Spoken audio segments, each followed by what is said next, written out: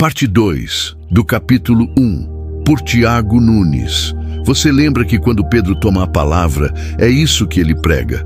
A primeira mensagem da história da igreja, Atos 2, aquela pregação de Pedro. Então não te como você ler Atos 2 e não se lembrar de Gênesis 11, porque é um quadro contrário. Gênesis 11 é confusão de línguas. Em Atos 2, todos entendiam as línguas estranhas. Aqueles que vieram de longe, com uma língua completamente diferente, ouviram a mensagem do Evangelho ali em Jerusalém, por alguém que não sabia falar a língua deles, mas estava falando a língua deles. E todos puderam entender o que se ouvia. Que coisa linda, não é? Você vê que a ênfase não está nem no dom de línguas. Há pessoas que usam o dom de línguas pelo dom de línguas. Mas até mesmo nessa manifestação inicial em que as línguas apareceram, a mensagem edificou a outros, e não apenas ao que falava. Pessoas então que tinham aquela língua lá da sua pátria, estavam em Jerusalém, puderam entender a mensagem que quem falou não estava entendendo, porque era uma língua estranha para ele, mas entendida por aquele visitante. Ele ouviu das maravilhas de Deus na língua dele. Veja a preocupação do Espírito Santo: edificar sempre. Por isso que quando Paulo fala em Coríntios, ele diz que 1 Coríntios 14, 28, mas não havendo intérprete, fique calado na igreja, falando consigo mesmo e com Deus. Porque é necessário que se edifique a igreja, sempre. Estude Atos 2 e você vai ver que foi isso que o Espírito Santo fez até no Pentecostes, preocupado em que aqueles estranhos entendessem as línguas que estavam sendo faladas. Então, vamos olhar nos capítulos que eu falei para você. Capítulo 3, ele fala dessa separação. Pecado, alienação, expulsos do Éden. Uma queda definitiva em Gênesis 3, uma queda irreversível. Agora, como eu já coloquei e vou repetir, você vai ver agora o que é que essa queda iria produzir, até onde isso iria. Vamos então lá. Em Gênesis 6, o texto que eu citei, versículo 3, 3p. Então, disse o Senhor, o meu espírito não agirá para sempre no homem, pois este é carnal, e os seus dias serão 120 anos. O meu espírito, esse é o Espírito Santo, o Espírito de Cristo, é o Espírito do Pai, é um único Espírito. O meu espírito não agirá. A minha versão é agirá. Outras versões traduzem com contenderá, outras pleiteará. O sentido então, como eu estava colocando, é esse: Deus está de cá, o homem pecador está de lá, e o homem pecador está caído de uma tal forma que Deus não pode redimi-lo por instrução, Deus não pode redimi-lo por falar com ele, Deus não pode redimi-lo por pleitear com ele, Deus não pode redimi-lo como que simplesmente concedendo arrependimento a ele, porque o homem está de tal forma alienado, endurecido e corrompido que não tem forma de redenção, a não ser que a sua alienação, o seu pecado, seja justamente de acordo com Deus, julgado. Uma situação que exige juízo. Você precisa ler esse texto com muita seriedade, irmão. Sabe por quê? É uma pregação do Evangelho da Graça lá nos primórdios, lá em Gênesis, assim como no Éden aconteceu isso. O homem fez a roupa dele lá de figueira para tentar resolver o seu problema e não resolveu, porque na hora em que Deus desce ao jardim e chama pelo homem, ele já está com aquela roupinha que ele fez. Quem sabe muito bem feita, muito bem tecida. E quando ele ouviu a voz de Deus, aquela roupinha não adiantou para nada. Tanto não adiantou que quando ele vai falar com o Senhor pergunta para ele: Adão, onde estás? Ele responde que tive medo, porque eu estava nu, ouvi a tua voz e me escondi. Mas, irmão, literalmente falando, ele não estava nu. Não estava nu, porque nos versos anteriores já foi dito lá em Gênesis 3, já havia feito cintas de figueiras para si. Literalmente não. mas estava nu espiritualmente. Ele não podia ter comunhão com Deus. Ele não o podia suportar a voz de Deus, porque ele estava nu no que concerne à sua consciência. Não é o que concerne ao seu físico. Você vê? Então essa é uma pregação linda do Evangelho lá no Éden. O Senhor vem, desce até o Éden, veste o homem de pele de animal, que aponta para o sacrifício de Cristo. Não é assim? Lá no Éden, linda figura. Agora, tem uma outra pregação do Evangelho da Graça aqui em Gênesis 6, porque quando diz que o homem é carnal, o meu espírito não pleiteará, contenderá para sempre no homem, porque este é carnal. E Deus determinou um tempo fixado para a eliminação do homem da terra. A eliminação. Serão os seus dias 120 anos. Foi o tempo que se passou, desde que o Senhor falou isso até o dilúvio. Ele iria eliminar da face da terra o homem, com exceção de Noé e sua família. 8 pessoas. 120 anos se passariam até que o dilúvio viesse. Então, irmão, o que é que está acontecendo em Gênesis 6:3? O veredicto de Deus sobre o homem.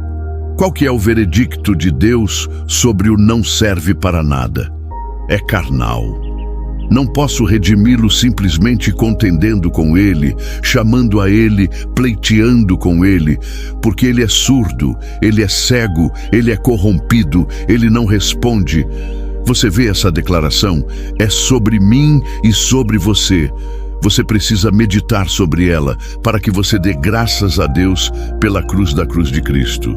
Porque na cruz, o nosso Senhor não só tratou com o pecado Gênesis 3, mas ele tratou com o que mais? Com a carne, porque foi crucificado com Cristo, o nosso velho homem, para que o corpo do homem, pecado, seja destruído, e não sirvamos o pecado como escravos.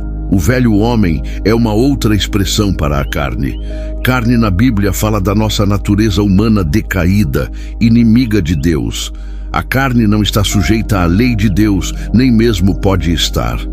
Não é isso o que está escrito em Romanos 8? Carne significa natureza humana decaída. Carne é natureza humana corrompida. Carne é natureza humana irredimível. Lembra de Gênesis 3, a conversa do Senhor com Nicodemos? O que é nascido da carne é carne. Não adianta mexer com ela. Você pode educar a carne, pode tornar a carne tão bonitinha, tão polida, tão educadinha, tão jeitosinha, mas você não pode mudar a carne. A carne não pode ser mudada. Você pode tornar a carne religiosa. A carne é muito boa religiosa. A carne sabe guardar preceitos, observar dias, vir na reunião, dar o dízimo. A carne é uma beleza religiosa. Mas a carne não pode ser redimida. Deus em Cristo, Ele nos deu uma nova natureza. Quem não nascer de novo não pode entrar no reino de Deus.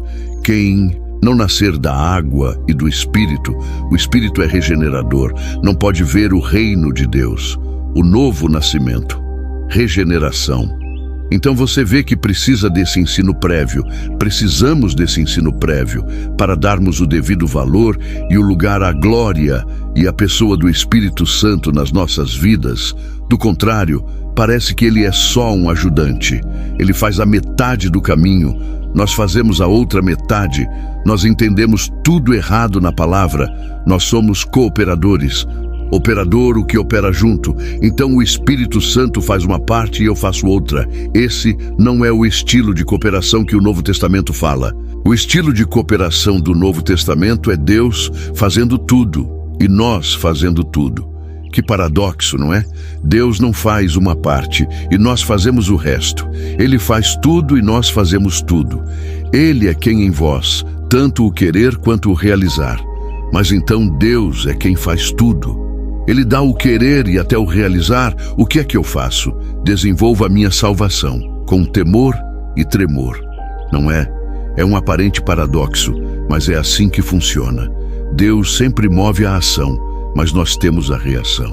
Hoje, se ouvirdes a sua voz, não endureçais o vosso coração. É assim que nós cooperamos. Mas se ele não falar, nada. Sem mim nada podeis fazer, não é? Então você começa a entender o ensino do Evangelho. Irmão, não adianta você tentar melhorar a sua carne. Não adianta você querer isso ou aquilo. Se você sofre de ansiedade, você vai ser ansioso até você partir com o Senhor. Você só pode ser livre da ansiedade andando no Espírito. E andar no Espírito significa ver melhor a Cristo, amar a Cristo, ter a palavra de Cristo em você. Cristo estando em você e você em Cristo. Não isso é andar no Espírito. O que é nascido da carne é carne, sempre será carne. E o que é nascido do Espírito é Espírito. Não o espírito ansioso. Não tente redimir a carne, salvar a carne, mudar a carne, porque a carne nos engana, principalmente através da religião. Mas as coisas que a carne mais gosta é religião e outras seitas mais. Lá no mundo grego, onde não tinha nada a ver com a revelação de Deus, tinham estoicos, filósofos que eram violentos contra a sua carne, pois se martirizavam, se infligiam flagelos para que eles pudessem purificar os seus espíritos. Era a ideia que eles tinham. Isso é presente em muitas seitas, muitas religiões, porque a carne tenta afastar Deus. A carne tenta se martirizar, mortificar, se redimir, se purificar.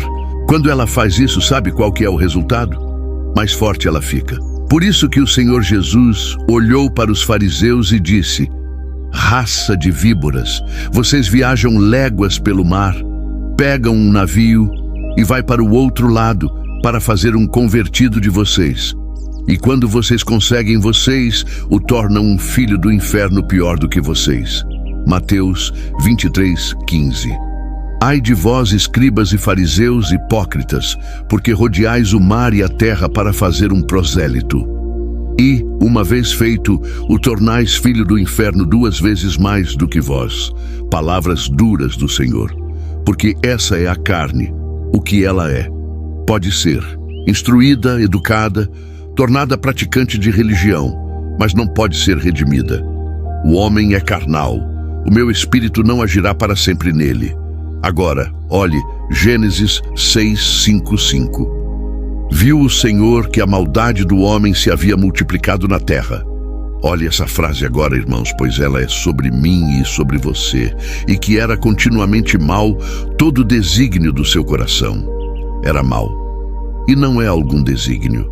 Tem alguma coisa boa. Ficou lá no homem algum restinho de Deus, como tantos aí querem ou pregam.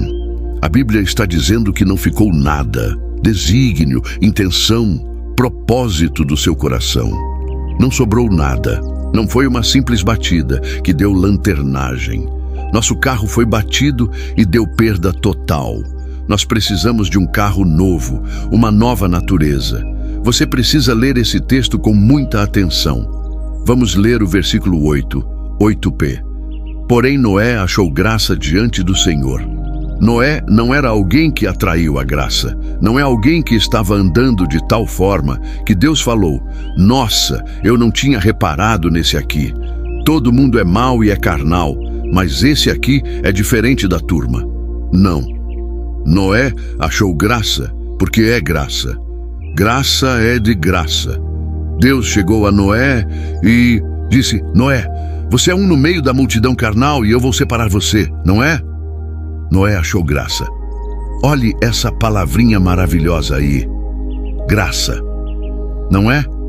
Esse é o Evangelho da Graça, que depois é explicitado tão claramente lá no Novo Testamento. Noé achou graça diante do Senhor. Primeiro graça, no versículo 8, depois no versículo 9, diz que Noé era homem justo e íntegro entre os seus contemporâneos. Noé andava com Deus. É claro, pois ele tinha graça. Deus deu graça para ele. Se ele tem graça, ele é íntegro. Se ele tem graça, ele é justo entre os seus contemporâneos. Se ele tem graça, ele anda com Deus. Mas Deus tem que dar a graça. Então esse é o capítulo 6. Vamos olhar o cap 11 para terminarmos por hoje. Tempo é um problema, não é? Nova Jerusalém, você vai ter tempo. Aqui nós mal começamos, temos de terminar. Gênesis 11 fala o último passo da queda do homem. Agora você vai ver de novo o pecado que começou em Gênesis 3, o pecado que estendeu os seus tentáculos em Gênesis 6, tornou o homem corrupto, carnal. As palavras de Romanos 8 diz assim, Romanos 8:7. Por isso, o pendor da carne é inimizade contra Deus, pois não está sujeito à lei de Deus, nem mesmo pode estar. A carne é inimizade contra Deus. Ela não está sujeita à lei de Deus, nem mesmo pode estar. Você lembra desse versículo? Ela não pode estar. Não adianta tentar submeter a carne a Deus. A carne precisa de cruz, de morte, não de submissão. Nós nos submetemos em espírito, não em carne. A carne numa vai se submeter a nada, nem a ninguém, nem ao seu chapéu, nem ao seu marido, nem aos seus irmãos, nem à liderança da igreja, nada, nem a ninguém, pois a carne é insubmissa. Ela não está sujeita à lei de Deus, nem pode estar. Os que estão na carne não podem tentar, mas não vão conseguir. Os que estão na carne não podem. Poder, ter capacidade, ser capacitados, estar habilitados para agradar a Deus. Romanos 8. Então Paulo entra com aquele evangelho maravilhoso. Nós vamos chegar lá depois. Estou só antecipando alguma coisa. Paulo fala assim, mas vós não estáis na carne. Romanos 8:9. Vós, porém, não estáis na carne, mas no Espírito, se de fato o Espírito de Deus habita em vós. E se alguém não tem o Espírito de Cristo, esse tal não é dele. Que lindo versículo, não é? Então, irmão, que coisa tremenda é esse ensino sobre o Espírito Santo. Mas ele precisa ver nesse pano de fundo, senão você não vai dar o devido valor. Primeiro, olhe o pecado. Depois, olhe a carne. Depois, olhe o mundo. E aí você vai poder dar valor à pessoa e obra do Espírito Santo que habita em nós, graças a Deus, que não é um dom, é o dom, no singular. Por isso, o Espírito Santo habita em nós. Que bênção! Então, para terminarmos hoje, Gênesis 11, olhe o que é que está acontecendo aí. O pecado tornou o homem carnal. Como eu falei, não parou aí, porque isso está restrito ao indivíduo. Agora você vai ver os indivíduos lá de Gênesis 6.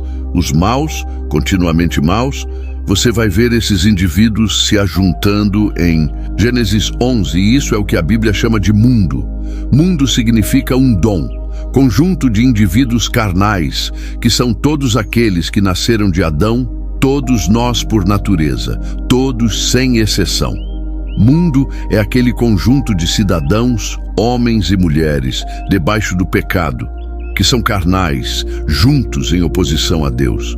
João, no Novo Testamento, é o que mais faz uso dessa palavra mundo. Ele usa a palavra cosmos, que se refere a um sistema enfeitado, adornado.